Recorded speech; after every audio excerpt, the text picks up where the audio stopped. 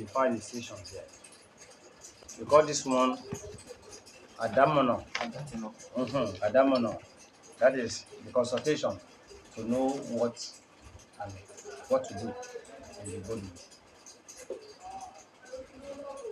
Yeah. Oh, no, no.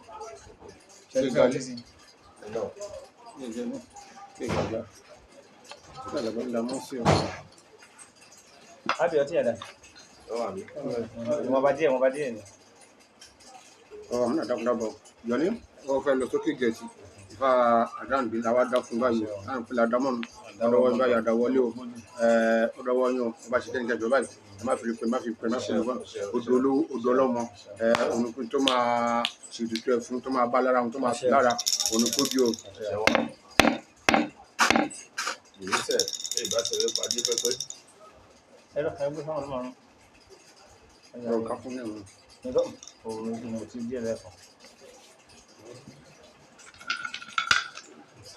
So, this now to make the consultation, you'll be seeing it now.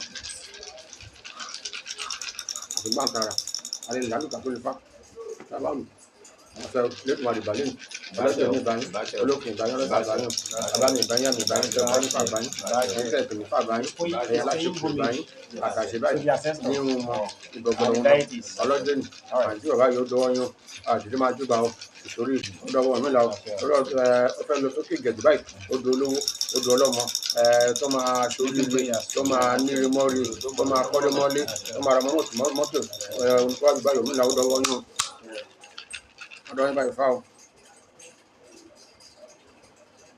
counting the king.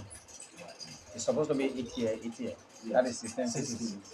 Ẹjọ́ tún ẹjọ́ òsì nífẹ̀ẹ́ pé babaláwo fárì níṣẹ́ fárì àdáṣe nífẹ̀ẹ́ àdàkùnrin ní distribution of funds ọmọ ìsàlẹ̀ ọ̀hún ọkùnrin dábàá yóò lọ́wọ́ yín báyìí fáwọn. Ẹ̀mẹ́ta ló dé nǹkan sílẹ̀ kó tó wọlé o ẹ̀mẹ́ta ló dé nǹkan sílẹ̀ kó tó wọlé ẹ̀mẹ́ta ló dé nǹkan sílẹ̀ kó tó wọlé o. Àjìtẹ́bà. Àjìtẹ́bà àwọn ọmọ àgbàlagbà kì í káàdì rájò ẹgbẹ́ kì í kẹ́rù tẹ̀ tán lé ọkọ. Àjìtẹ́bà ọba fún méjì àtẹ̀kan. Àgbàlagbà kì í káàdì rájò ògbólẹ̀ kì í káṣú ọ. Pẹ̀lẹ́ Ifá ọba fún méjì àtẹ̀kan. Pẹ̀lẹ́pẹ̀lẹ́ fáwọn. Ọba fún méjì àtẹ̀kan pẹ̀lẹ́. Wọ́n bá wí la máa sọ alájọlókè ní ọjọ́ dá. Ìgbódò kókó kọ́ wa. Kó gbòòrò kó jọ ìwà kí tó jẹ́ olúwa bàjẹ́. Ìjọ pọ́ tó báyìí fáwọn. Títí náà ó máa parẹ́. Nípa olówó ọlọ́rọ̀ kò márùn mọ́ mi nínú kẹ̀lẹ́ ọ̀rùn mìíràn fún wàrà kó ṣẹ́ wàrà. Kẹ̀lẹ́.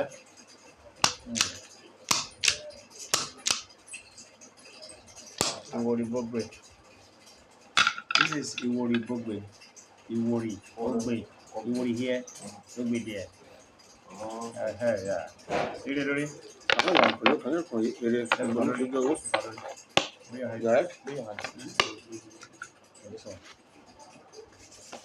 Blow it. Yeah. What I asked to do the other time, you spread it into 2 hands. Bring out one after the hand. Yeah, like this.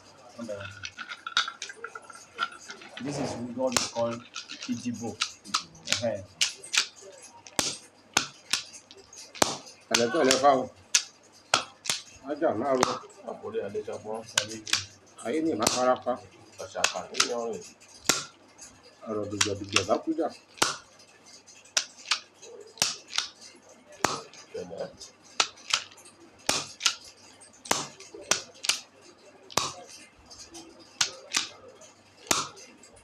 Ọkànnà yìí. Ṣáàbọ̀.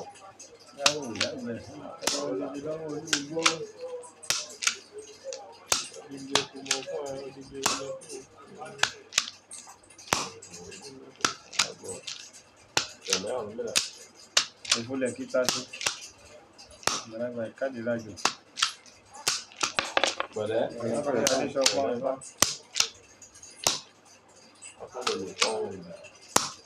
Bẹ̀rẹ̀. bẹ́ẹ̀ náà ló ń ṣe sọ. Bring your right Ọwọ́ hand. ọ̀tún. Bá ṣe òun rí tó. Ọ̀ya nítorí tó kú ibà náà là ń tẹ̀lé. Ifa says there is a reason for you to come and do the initiation. Ìdí kì í pátá. Ìjà àkọ́bẹ̀ láre ìṣí ikú kọ́. Apá àjọ ẹ̀fà. Ọ̀ya.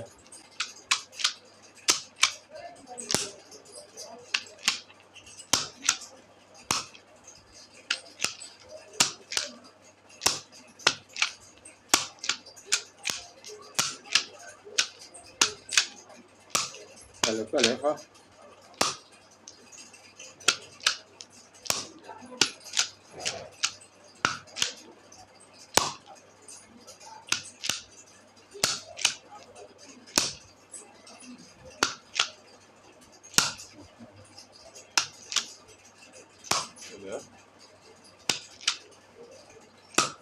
Ejoko. Sábà wòlò wá sí wọn. This is called Ogundameji. Ogundameji, yeah.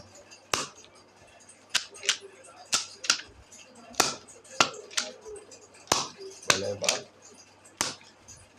Ájà márùn. Ọkùnrin adé sọ fún. A ní ìhàn farapa.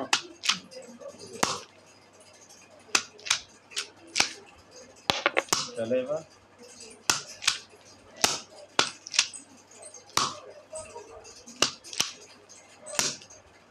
Ọ̀tún dé ìlú.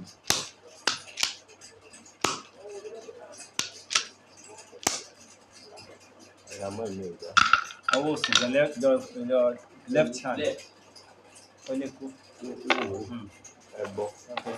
Ẹbọ ni ló lè kú náà dànù. Agbára wa rí ká. Tíbi fi lọ, kíkú lọ táwọn lọ.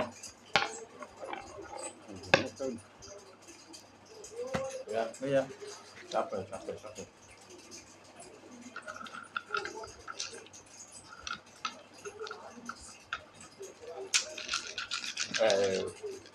Ẹ má yẹ kọ́wọ́ yẹn papọ̀ báyọ̀ ló máa fi gbé jọ. No, don't like touch each other. You can put it on your lap. So far, it does not touch each other.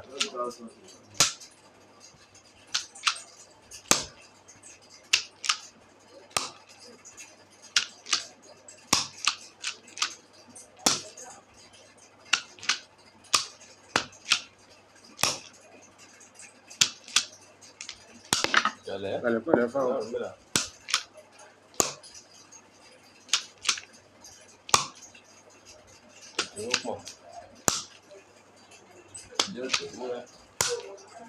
Máa tẹ́wúrẹ́ tó bá mọ̀ ọ̀nà gbàjà ó nà gbàjà. Ó nínú gbàjà kó dé gbogbo ẹgbàá lójú ọkàn. Àbólúrò ń gbọ́ lórúkọ tó dàgbà kó kórè ọmọ rẹ̀. Ọ̀ṣẹ́ lẹ́bọ̀ kọ́ yìí. Wọ́n ti bọ̀ fún pẹ̀lú wọn. Màmá máa fẹ́ fún wọn ṣe. Right hand. Ó lẹ́bọ̀. Àbí? Àdókò àwọn òṣèlú tó pọ̀ tó ọ̀sán jẹ́. Yeah. Sákòrèdé. This is the consultation. So we are going to do the readings now. One after the other. The Babalawo will be doing the readings. The interpretation will be following. Then after that, we do the Eboruru. The Eboruru for the Odu. So after that, we do your head appeasement. You appease to your head like this. Okay. So after that, then we continue what we have been doing in Igbodu. Okay. So then you will later come inside. Now is Ifa Kiki.